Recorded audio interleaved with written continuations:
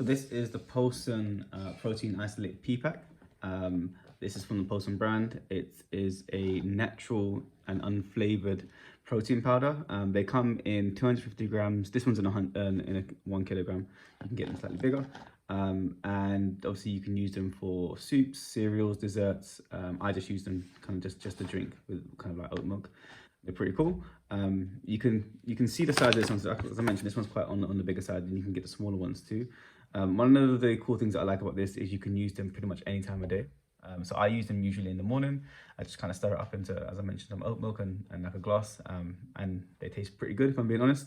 They're a little bit powdery. So one thing to note is that when you do pour them in, you can see here, when you do use them, you have to obviously use like a level tablespoon, and then you need to stir correctly, because if not, you'll get like clumps of powder, which just tastes terrible, really.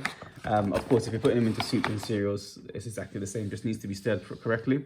And one thing I do like about this is that you can get them on a subscribe and save. So if you pick up like more than one, you'll be sent like one every month or one every few months, which I think is pretty cool because sometimes you can forget. So overall, I think this is a good product. Like I said, you can get it in a bigger pack or a smaller pack. Again, it tastes okay. It's not fantastic. It is unflavored, as it mentions here. But I love the fact that it's got 80% protein in it, and that's obviously the reason that I'm taking it to kind of help me with my protein intake. It is low carb in terms of its carbohydrates. It is a rich source of branch chain amino acids, which is pretty cool. And it is pretty easy to mix into anything that you're going to mix into. As I mentioned, you've got like really small, it's very, very powdery, so you can mix it into everything.